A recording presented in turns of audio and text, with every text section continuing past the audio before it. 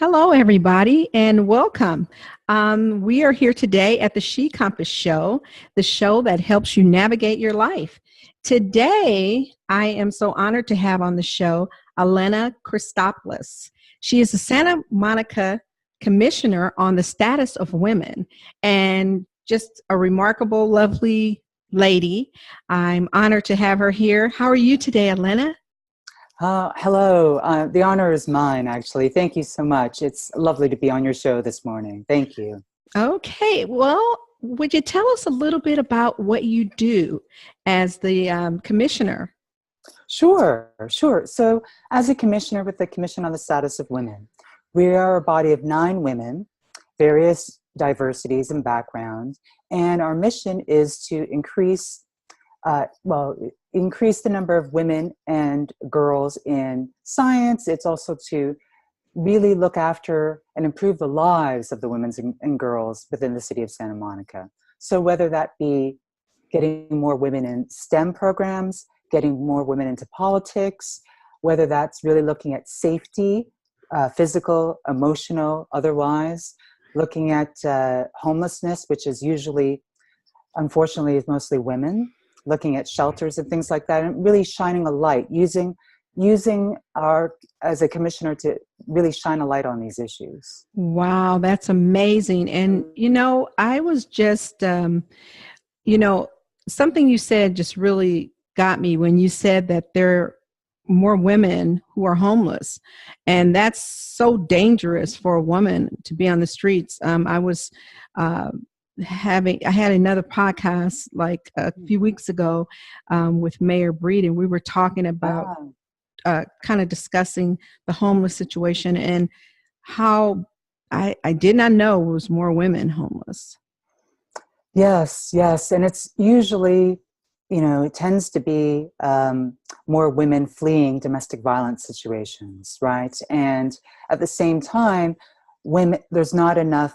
There's more co-ed shelters than just women-only shelters. And that's another problem, because if you're a woman leaving or fleeing a scene, you do not want to go into a space that's not women-only.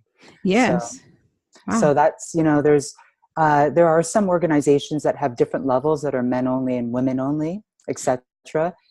But really, we need to have more women-only shelters and really shine a light on that. Yes, and I'm thinking as well, probably when they're fleeing from that situation, they probably have children too. Yes. And it's, with income disparity just increasing, right? The 1% and the 99%, it really, we need to end, this is poverty. 99% of people are living on $15 an hour. That's less than $29,000 a year. That is the working poor. That is, it's horrible. It's horrible. Wow. And especially in the United States of America, where there's so much money, right? Yes. And it's like, how do they expect people to live? No, that's where the commission does help in terms of mentorship and also showing a light onto programs for young women and girls, or girls. And girls, to be a teenager these days is so hard. Suicide rates are increasing, and it's to also provide empathy, but also to provide, in the city of Santa Monica, there are so many hotlines that are free, amazing therapists, not just for the person, but for the whole family unit, whatever that looks like, right? So when I found out from the city that there were all these free services that are free to everyone, I really feel it's upon me to shine a light on that to other people within the community and beyond. Wow. Well, when I say you're a remarkable woman, I'm that's an understatement. We need so many people like you to help with the situation. And being that there's such a divide right now in the country, how challenging is that to get something like that done? Is it more of a challenge now than ever, or? Very good question. So I've been in politics for 20 years, and this year has been the hardest ever. It's not even just the left or the right. It's within the groups themselves, right? And Yes. it's, progress is a struggle, I mean, it takes time, and the pendulum has swung so much to the right that there's so much infighting and there's so much anger. And, uh, I work on 6 campaigns right now, and, I'm asking supporters, this is a marathon, not a sprint. And self-care, take the self-care you need, Yes. But, Right. one thing for me is that I've been in renewable energy for 20 years, and I work a lot in Texas, and East Texas, which is very red, right? I don't talk about my political affiliation, but because, Yes. the environment is not a left issue. It's not a right issue. It's an issue for everyone. Yes. And that's really how, if you continue to see it like that, Mm-hmm. and that's how I've always done. And also, I'm not one, I mean, the negativity that's going around is just, and it's almost, to keep yourself away from all of that is really tough, and as a white woman and understanding what white privilege is, I have to, it's my obligation to do this, to shine a light. I have to. There's, Wow. you know, Wow, that's amazing, and amazing that you can see this. I think a lot of people do, but are more afraid to even touch on the issue, right? And like you said, it's not about whether you're the right or the left, but it's about loving people and caring for people as a whole. yes. We're all human beings, right? And everyone deserves a fair chance to make it. And everyone, I mean, this is supposed to be the land of the free and the home of the brave, right? And so that means that we all should gather together and love and the opportunity to do great things together. And, as an African American woman, I certainly have had my challenges, and I understand that. But what I try to do, just like I'm like you, I don't talk about religion. I don't talk about my political stuff, because then that goes into a whole nother fight. But as the thing that I see in the world right now, what we really all need is to come together as a one. We all are American citizens here, right? So why aren't we all trying to gather as one and care for each other? What is the right and the left, or the red and the blue? That really shouldn't even matter. When you have people sleeping on the streets and you have people not making enough money to survive with their families, it's going to affect all of us eventually. Exactly, and with that, exactly what you said, everything impacts everything, right? So Yeah, homelessness impacts us all, right? right. Climate change impacts us all, all of these issues. So, quite recently, I was in Texas, and a lot of people are transitioning from coal into the green economy. And I've done this isn't new, I've done this for 20 years. And a lot of times a family will say, I voted for somebody. And I Right, don't think, it's not the person I believe you're aligned with. right. And I make sure on my team that there are young women. It's a very diverse team. The more diverse the team is, the more amazing outcomes come out of that, right? And Right. I learned that, and it was from some wonderful mentors I had in my life, that, once someone can hold the door open for you, it's your job to go through it. But it's also my job to hold that door open for some woman to pass the baton on to someone next. Right. I have to do that. And that's a beautiful thing. And if you see the separation that's going on right now, as women as a whole, I would say that, let's just shed a little light on maybe the Me Too movement, right? There are all women from different walks of life who have these experiences, whether they're, really horrific experiences that impacted their life. So I would say that we should all, right, as one, come together, like you said, bring some diversity in and get the job done. I don't think it's just a white or black issue. I think it's a people issue. Right, right. And, that's, sometimes you're on a path and you don't know for what reason, right? So, Right. I have strong views. And when I started as a commissioner, I wasn't jiving, and I thought, okay, maybe this isn't meant for me. But I started up, I noticed that there, I tend to run, and there's not a lot of lighting in parks, etc. So I thought, okay, let's do some more safety issues for women and how women use parks and etc. and roads. And, I said to my husband, I said, a lot of survivors would never come running through here at night, etc. And he looked at me and he said, I think you found yourself a platform. And so I say to you, I'm a survivor, and how I continue to, I thank the process of becoming a commissioner, and thank my fellow commissioners and city council members and mayors and those who believed in me. But, when I first started speaking my story out, true, I had so much emotion. I would cry, or I'd need a day or two. And now it's, as my one fellow commissioner said, Elena, you've got trauma. It's almost like a suitcase that you've just packed too much for your trip. So let go of your luggage, darling. So for me, I'm not asking for, no judgment at all, but for me to speak my truth without blame and without any shame in a very public way was the way that I found healing. And, that's for me though. Wow. And I would think that every person that goes through something is going to do it differently. I wanted to kind of tap on, there are people right now out there, women, who have been through maybe something similar in their life, and they're not able to talk about it, and holding this dark secret. As we can see, so many people have come out since the Me Too movement and said, Me Too. What would you say if you could say something to help another woman, like even a woman that may be listening to this right now and hearing that you are a survivor, and look at all the power and the strength that you have, and we know that everyone does it different.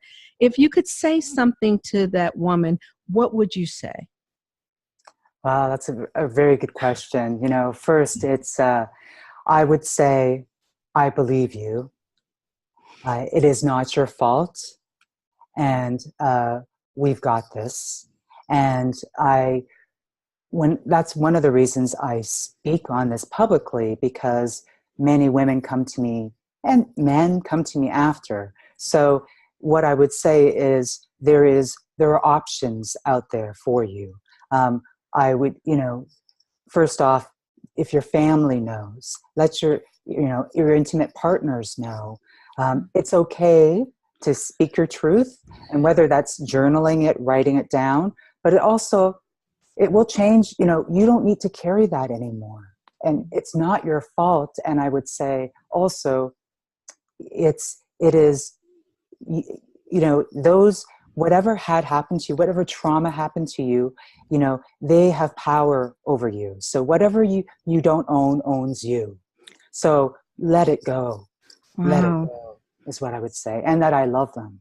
Wow. I love them. Wow, that is beautiful. And that is a form of taking your power back, right? So you can live your best life and get through this journey in front of you with the most powerful tools that you have, right? The people around you who love you, and the people that are going to believe your story and not persecute you the way you've been all this time in the inside, because that's a hard thing, right? And holding on to all of that and trying to make it through life, it has to be horribly difficult. And that's the good thing about the Me Too movement. I have a question for you as well, Elena, about Denim Day. Can you explain to us a little bit about that and what that entails? Sure. So in the 90s, there was a woman in Italy, and she was raped, and she was wearing very tight jeans. And the judge had said that that was consent because she wore jeans. So the women in Italy took to the streets, all wore jeans, and they protested. And at that same time, it happened in Pasadena, and this is the 90s, so not that long ago. Wow. A woman called Patty Giggins who is the founder of Peace Over Violence, held the first Denim Day ever in Pasadena. Then became the first LA Rape Crisis Center ever in the 90s. So what Denim Day is an awareness and education. So the last April of every year, and people all around the world, this is before the Me Too movement, but again, it's another purpose of education and awareness. Yes.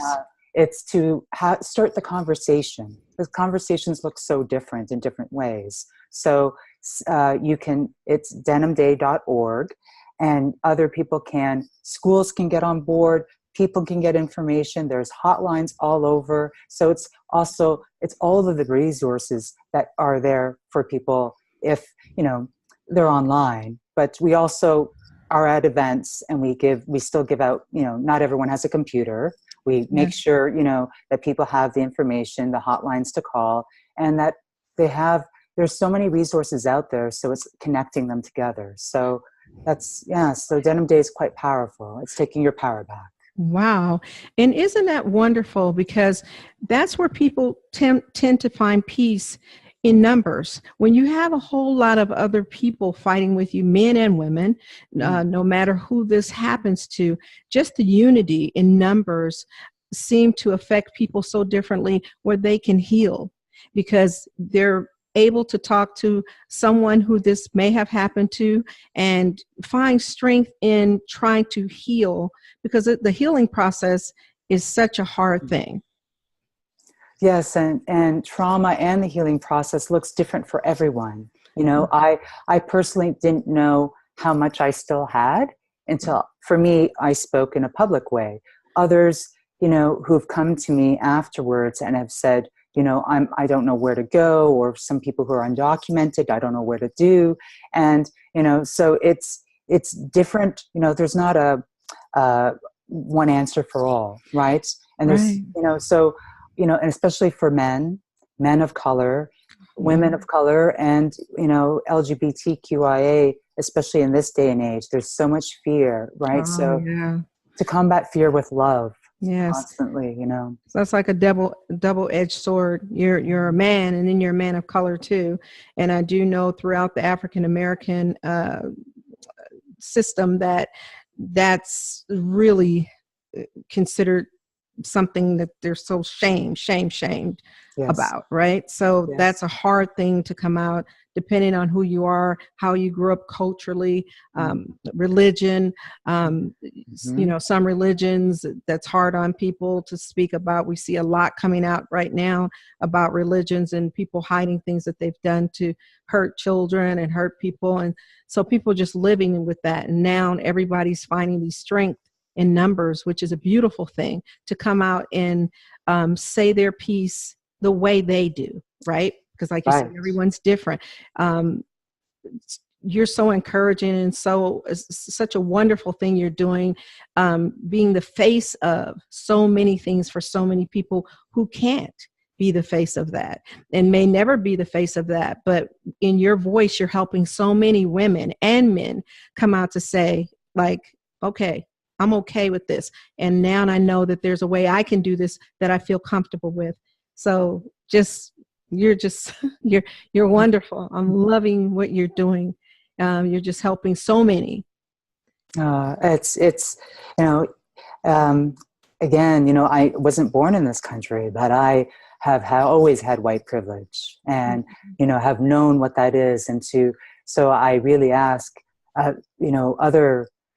other women who have that privilege, who have that light, to be able to shine it along and to help others, really, in this time, especially now. Wow, how beautiful is that? And such an acknowledgement to be able to say that is what that is, right? Because definitely you have it. And so your voice, when you speak, can speak volumes, right? To helping other people and giving other people encouragement to come out and say, okay, this is what I have too. Let me get out here and say something for everybody, right? That's love and unity. Yes. And that's a beautiful thing when you can do that. Can we shed a little light on your experience that you went through with the assault? Sure, sure, sure. So for me, my assault, it happened on campus, right? And I was 19. So it was, in the 90s, long time ago. And I knew, well, it was quite horrific, actually. I was in hospital, and, Oh my.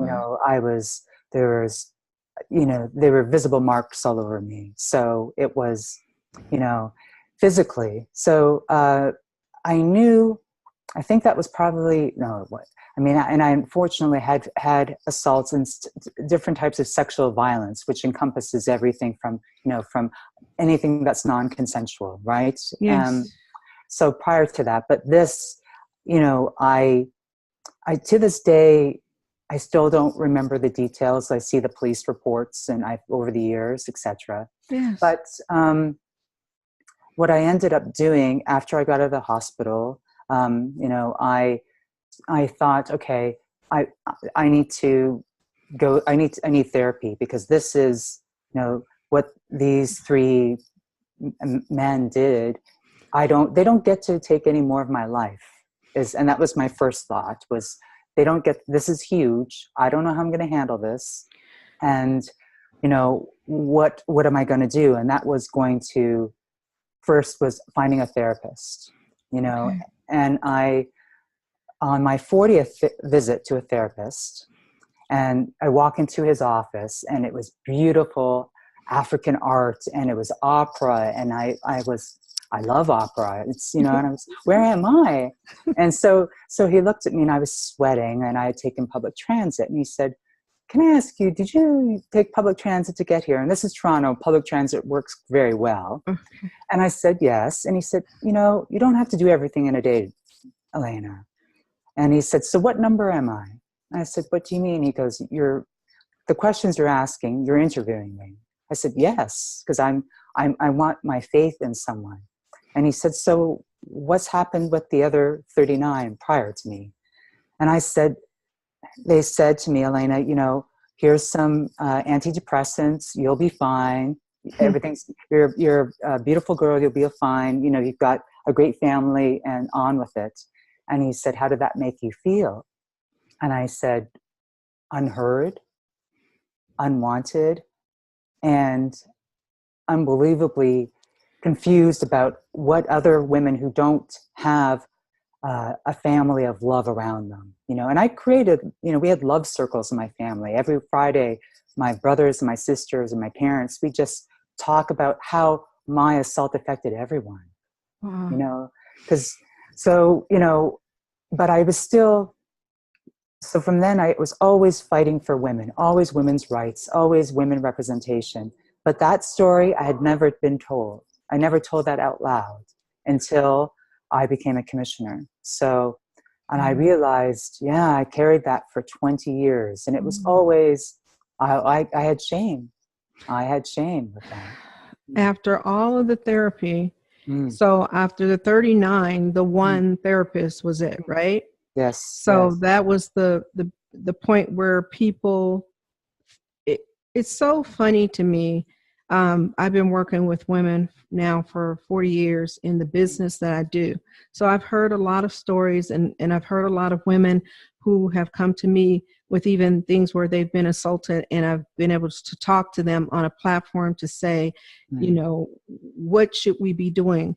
But throwing, as you said, throwing a pill or something at somebody, that's not healing someone from the inside.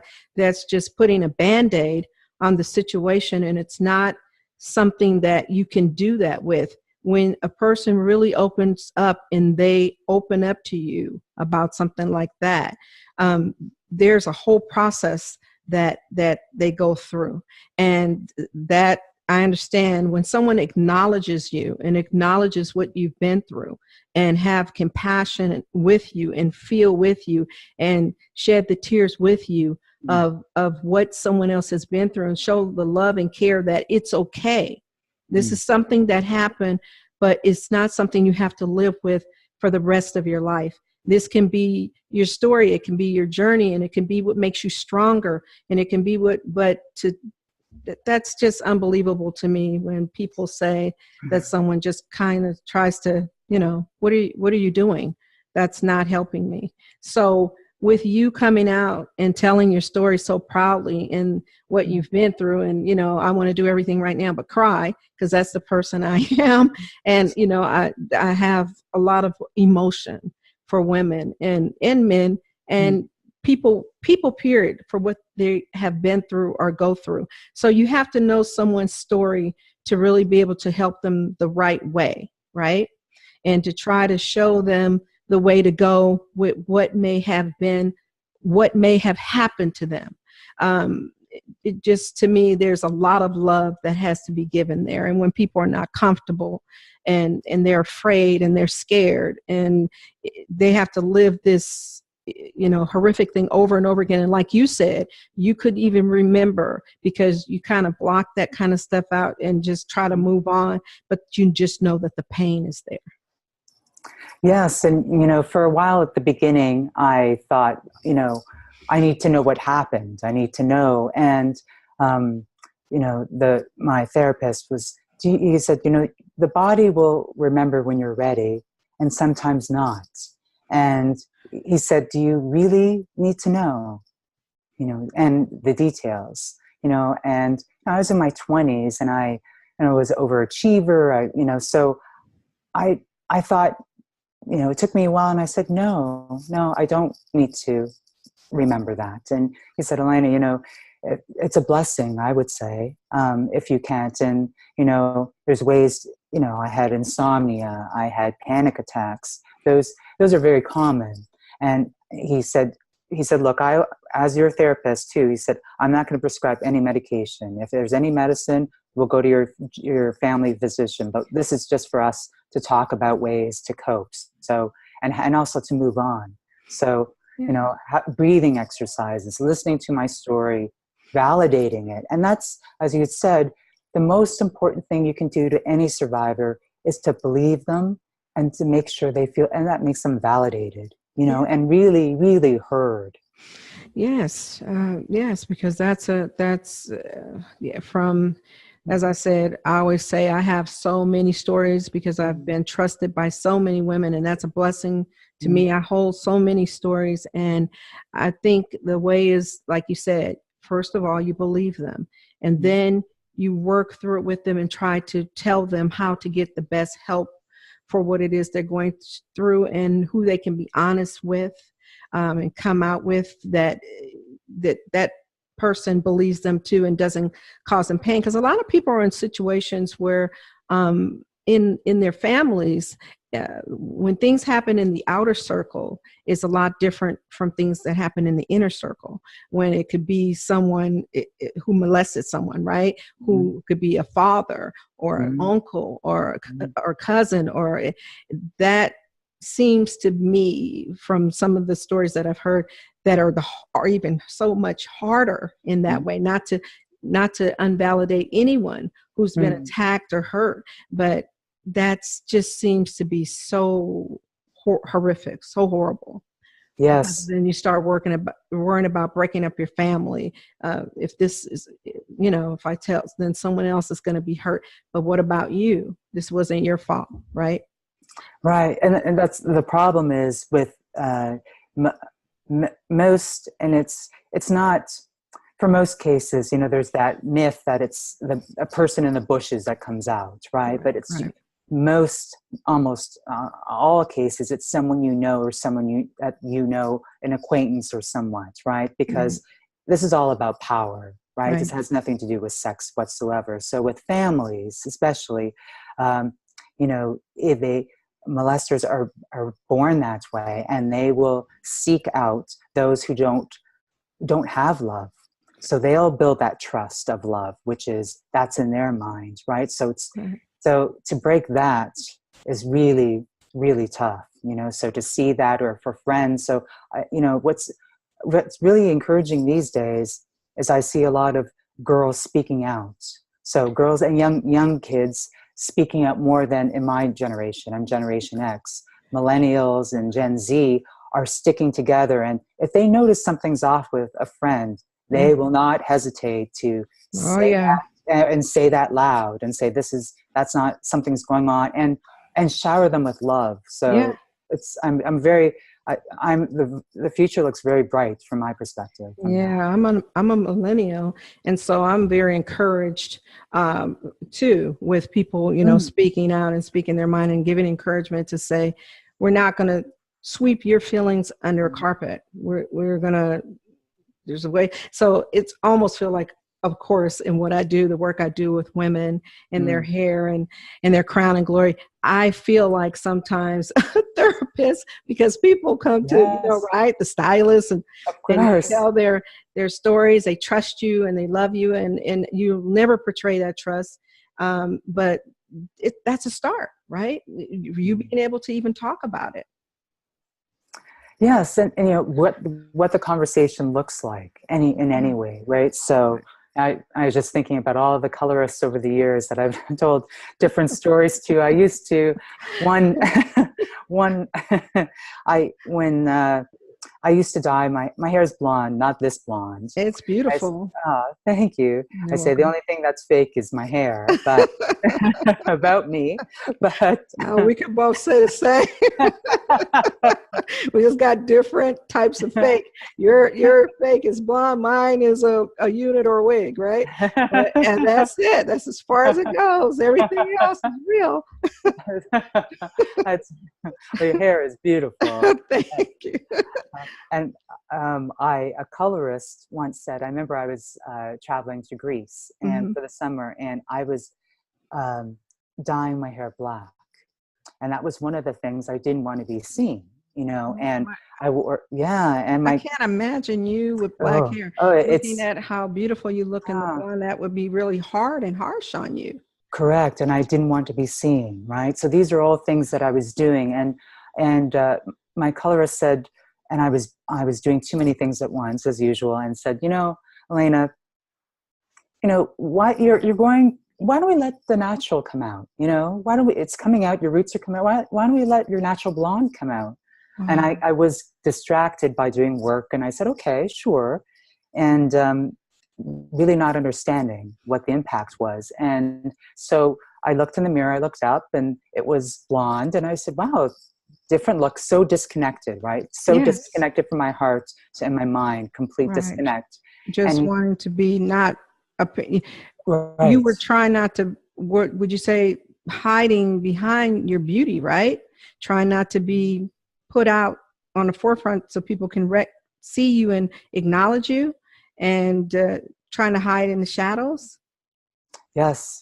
And this colorist, he said, Elena, and I didn't hear it when he said it until I got to Greece. He said, you've let the light shine in, Elena, with this.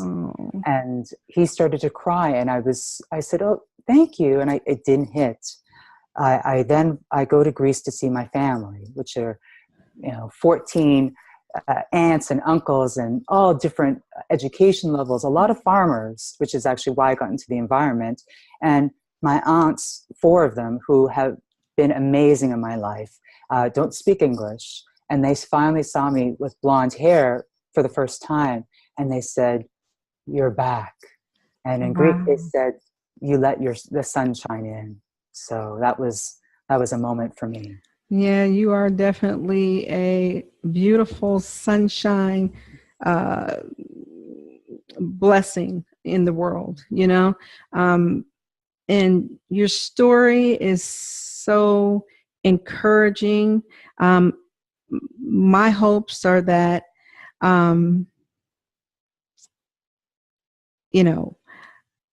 someone hears this and it helps a man or a woman, and it allows people to make a decision.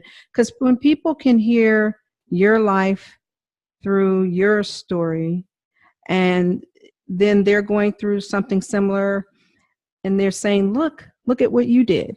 Because it's the steps that people take that make people stronger. And I'm so happy that you decided that this is the way, this is the platform where you tell your story, the kind of platform, because that platform touches others and helps others and gives people the strength to believe and know that they are worth it, and not have to stand in the background to do something to make themselves invisible, right? And that they can stand in the forefront with all of their beauty and not let anyone ever take away their grace and their gift to the world, right? So you're a gift to the world for sure. Thank you. As are you. By allowing a platform like this, you're allowing women to tell their stories and other women to hear their stories. So you're a gift to women and to others as well, because we all hear things differently. We all connect differently. So I thank you for having this platform. Oh, you are so welcome. And I think we've pretty much hit on anything. Is there anything you would want anybody out there to know that you haven't already let them know? Because your story is so great and the things you do are so wonderful. I'd want, and this is the one amazing thing in politics I've seen this year, is that there are a lot of women through the Me Too movement. They are running and they're telling their stories. And they're telling their stories as survival. And it's not of shame. It's, I've survived and I'm thriving. So I want other survivors to know that, however you tell your story, whatever that looks like for you, I really encourage you to do that, because for me personally, I didn't really live fully until I told my story.